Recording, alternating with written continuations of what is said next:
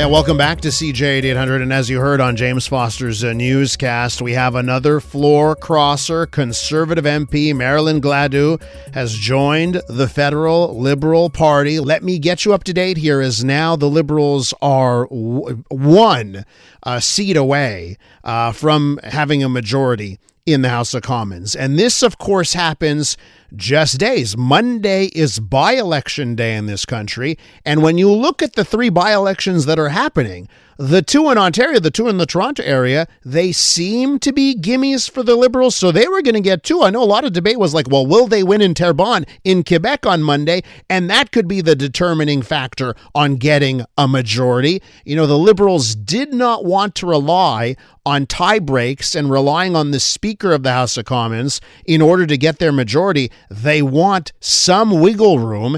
And of course, we have more and more indications now that they'll get that wiggle room and maybe more. It was just a few days ago that we heard from one political pundit that the Liberals were having discussions with up to 10 MPs in the House of Commons on crossing the floor, both Conservative members and NDP members, as Prime Minister Mark Carney tries to convince Canadians that he's got a big old tent, a big old Liberal tent, and everyone is invited. Let me read to you from what now former Conservative MP Marilyn Gladu said to the people in her riding. She represents Sarnia Lambton in the House of Commons, says the past year has been like no other that Canada has ever faced. And I've heard clearly from constituents that if you want serious leadership and a real plan to build a stronger and more independent Canadian economy, that the people in her riding wanted that. A plan to build a stronger and more independent Canadian economy. All right, let's try and get some analysis here. Jonathan Kalles has hopped on the line. He's from McMillan Vantage, a VP over at McMillan Vantage, and a former advisor to Prime Minister Justin Trudeau. Jonathan, welcome to the show. How you doing, Elias? Good. How big is this one? Well, I think it maybe allows people Monday night not to stay up as late waiting for results from Terrebonne, because that would have been determining whether the Liberals get to 173 seats. Now they're going to be at 173 because we know that the two Toronto ridings will be won by the Liberals on Monday. So they will have effectively a majority of at least 2 seats, but if not 3, heading into sitting next week, which they're coming back after a 2-week Easter break. So obviously this is the number to get them to a majority. There's no debate about that. I still think there's a lot to look for in the next month or two, because you could see changing of committees where the Liberals would have a majority. You could see a cabinet shuffle. You could see other things change. Yeah. On the other hand, I still think that there are a few Liberals who are on their way out. Nate Erskine-Smith is running for leadership of the Ontario Liberal Party, and he will leave his seat shortly. So that'll knock the Liberals back down 1. Yeah. That's, I would say, fairly imminent. And the rumor that's been out there for months, which is that Jonathan Wilkinson will go become ambassador to the European Union, the former Minister of Natural Resources and later of Environment. He's probably on his way out as well. So there's a couple leaving. So it will leave the numbers sort of still pretty tenuous. Should be an interesting run between April and June while the House sits until summer break. So I guess, can I ask you here, I guess what you're saying is he needs some buffer, right? There are other people leaving. He's going to need more than just a couple of seats or the results of this by-election. Can I ask you about the tent that is being, like the big red Liberal tent? It's not lost on me that some of these floor crossers would be deemed pro-life that we've seen in the past of the latest crop from the Conservatives. Marilyn Gladu, some would say, was one of those anti-vaxxer MPs. So I'm just wondering about the coalition that is leaning, center right here, that is joining the Mark Carney tent. What do you make of that? I mean, we could say it's sort of red-blue, but on one side, because it's red-orange on the other. I wouldn't say that Laurie Idlud from Nunavut is hard left. On certain things, yes, but she's very focused on local issues. So I sort of take her out as a little bit of the left-right dynamic. But the candidate running on Monday's by-election in Scarborough Southwest, which was Bill Blair's riding, was the deputy leader of the NDP in Ontario, and pretty far to the left on that. Yeah. And you're right about Marilyn Gladue. She's pretty far to the right. So this tent is very wide. Yeah. There are, there could be challenges. There's a risk because the tent gets too big, it becomes unwieldy. I did not see Marilyn Gladue. I did not have her on the bingo card. I had other names on my bingo card. I thought there'd be a floor crossing today. I did not have her. This one really surprised me, and I think you're 100% right. She seems pretty far outside what you would have expected of the Liberal tent. It's going to be there's a lot of it'll be to watch, but it's going to be interesting because who knows how you keep all these people together. Speaking of left and right and different sides of the aisle, let me bring in Tom Mulcair, who has hopped on the line here as well. Tom, you just heard Jonathan Kalles here. Let me get your instant analysis on this move and this big old red Liberal tent that Mark Carney's building. Well, it is quite an impressive tent. I sat in the House of Commons with Marilyn Gladue, and I have to say, I always found her a moderate, a very moderate conservative. Good head on her shoulders, the type of person that you'd want in your caucus. And, of course, the immediate thing is it takes a lot of the pressure off for Terrebonne riding because the Liberals have a good chance of winning it, but it was anything but guaranteed. And I think that right now, Carney's looking at his majority. He's got it already. If he gets Terrebonne, all the better. What do you make of, what Jonathan was touching on there? You look at the candidate in Scarborough in this by-election. It's someone who is so left. They had described the Liberals in the past as a great evil, and then you've got these people that are center moderate or center right, that kind of thing. What do you think on the notion that that's going to become unwieldy to manage a caucus that just spans far left and also towards the right?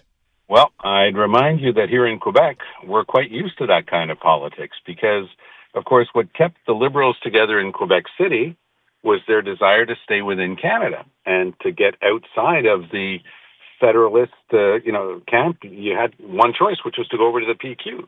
And in the Federalist option in Quebec City, we had a former Conservative leader who was the head of the Quebec Liberals. And one of my colleagues at the cabinet table was Henri-François Gautrin, who sold me my first NDP card when I was in law school because he used to be the head of the Quebec NDP.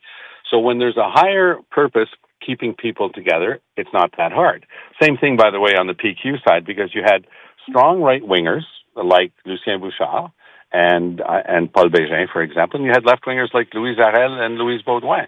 So if there's a higher reason keeping you together, that glue can usually be strong enough. What would be the higher reason here? Well, for somebody like Marilyn Gladue, what I'm sensing first and foremost is she's throwing in the towel on Pierre Poilievre. She's one of the people who's just looked at him and said, okay, I've been in opposition now for how many years, and I have no chance of ever being part of a government and actually doing things for my riding other than complain about how bad the other guys are. I'm crossing the floor, and I'm going to sit with another party. Now, there are obvious moral issues with crossing the floor because you were not elected with that party by the people in your riding. But I do know her, and I think that she's one of those few people who I think will be able to buck that trend, because usually people who cross the floor have trouble getting reelected. But I have a feeling Marilyn Gladue is so well liked in her area. She's got a good personal story as well. She's overcome serious illness and been able to stay the course. I think, honestly, Elias, she's the type of person who might be able to hold on to her riding. Welcome back to our coverage of this story that broke not too long ago. Yet another floor crosser, another Conservative leaving that party and joining the Liberals and Mark Carney's squad. This time it's a Conservative MP, Marilyn Gladue. Jonathan Kalles is hanging on with us this morning to discuss this further. Jonathan, let me ask you about the Pierre Poilievre side of things. Now, it's I don't know if this stuff is connected, but yesterday we found out that Poilievre's communications director, Katie Merrifield, was resigning. And today, there's seemingly more bad news for Pierre Poilievre. What do you make on this side of thing? How does this affect the Conservatives here? Well, it's got to be a tough day for him. I'm sure they've been bracing for it, and these rumors were not without any sort of reality coming back to them. Like Joel Denis Bellevance from La Presse on Sunday said that he heard up to 10 Conservative MPs were talking to Liberals. I don't know if they were all realistically going to cross the floor, but that's been out there for the last few days. And the rumor that some would cross during the convention this weekend or right before it, I guess, were pretty high. I literally was on a call with a colleague, and we were putting odds at around 75, 80%, and while we were talking, this news dropped. So I don't think it's a big surprise. I'm sure they've been doing their best to try to hold on, but this is going to be a real challenge for him to keep support within caucus. Yeah. They do have mechanisms to get rid of him, like they did with Aaron O'Toole. But right now he still has a pretty strong control over the party. So in the immediate, I think it's going to be a lot of damage control. And if I'm if I'm trying to be optimistic for him, which is not necessarily what I usually do, we see where the polls are at. And he's down in just preference for prime minister by 20, 30 points to Carney, and the Conservatives are down 15 points to the Liberals. So, forcing an election, filibustering, making Parliament unworkable, leading to an election would be the end of Poilievre's career, likely. He would lose, and then he would be out. This gives him time. That's the one thing that this does. If he's able to maintain some control, because there'll be more voices saying you can't, people are leaving because of your leadership. If he's able to maintain some control over the next month or two, then he may actually benefit from this because, cyclically, eventually people will want to change, and not just change from the leadership of the Liberals, but they'll want, a different party to lead the country, and that'll give him an opportunity in 3 years from now. Because right now, today, he doesn't want an election. That letter that he sent out to his caucus members, Pierre Poilievre sent out to Conservative caucus members saying, hey, prove your worth. What are you up to? What have you been doing? Do you think that was an attempt to force the issue, to try and rip the Band-Aid over right away instead of this drip, drip, drip, like every month losing one member? It's pretty Machiavellian. It possibly, I don't know, that's thinking 3 steps ahead. I'm not sure that was really the plan, because honestly, that's just consistent with how his leadership style has been. Mm-hmm. That's a letter that went out to everybody, but we know that between him, Andrew Scheer, a couple of their senior leaders within caucus, they have been really breathing down the necks of most of their caucus to try to make sure to see who's loyal and not, but that turns people off. And I don't think it's just Marilyn Gladu. It's already some of the floor crossers earlier this year and late last year that were feeling that and just didn't want to be part of that team anymore. Jonathan, we have the Prime Minister. It's just moments ago. He found the time to show up in front of cameras outside of the House of Commons. Here's Mark Carney. Actually welcome Marilyn Gladu as the latest member of the government. Very much looking forward to working with Marilyn. She brings tremendous experience as an engineer, a very long international business career, dedicated to the people of Sarnia. She's spent her whole career there, and of course a lot of experience as a politician. And she's going to be a great member of our team. Lots of energy, ideas, advice on a wide range of issues, including execution, getting things done, and this all comes at a time when the country as a whole is uniting to move forward, and it's important that over there we unite to move forward as well. So thank you very much. What's That was the speak very quickly and run from Mark Carney there with reporters outside of Parliament in Ottawa. So let me ask you, Jonathan, on strategy for the Liberals here. The Prime Minister said, it was earlier in the week or last week, that he's not considering proroguing Parliament in order to reset things, especially if he gets the numbers and they're in a majority position where they can sort of run the committees and set the tone here. How do you see him moving forward? We talked about buffer and how many seats he really needs, considering some people will also be leaving his party. How do you think it plays out from here? I think he was pretty clear on not proroguing, but I don't think proroguing is necessarily relevant. There's a bunch of parliamentary experts, of which I'm not one, but really the technical parts of how Parliament runs. Many, if not most, are saying that, listen, there's a standing order that's at the beginning of the Parliament after the last election that set the committee structure for the entirety of the next Parliament, voted on by the majority of MPs. But now that they have a majority of MPs, they could change those standing orders They don't necessarily need to prorogue. And now with what will be a 1 or 2 seat buffer, they should be able to get that done, and I would probably expect it next week.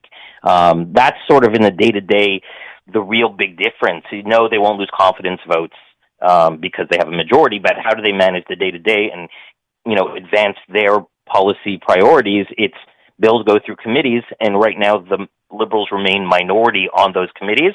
They're going to have to restructure those. Let's jump back in with Mark Carney. Here's a little bit more of what he had to say with reporters. What's important is that we command the confidence of the House. So that we have the ambition of the country, that we put in front of the House of Commons the legislation that's needed to protect Canadians, to empower Canadians, and to build this country. And we look for that support. Sometimes that will come officially as members of the governing team, and sometimes that will come through the vote. So thank you. Jonathan, is there any possibility here that the Prime Minister could use this just show of all types of Conservatives and NDP members joining his party? Maybe there's another NDP person that's going to end up crossing as well. If he shows more people saying, hey, you know what, Mark Carney and his vision, that's what's right for Canada, could he possibly use that in order to go to the polls and try and get some sort of supermajority?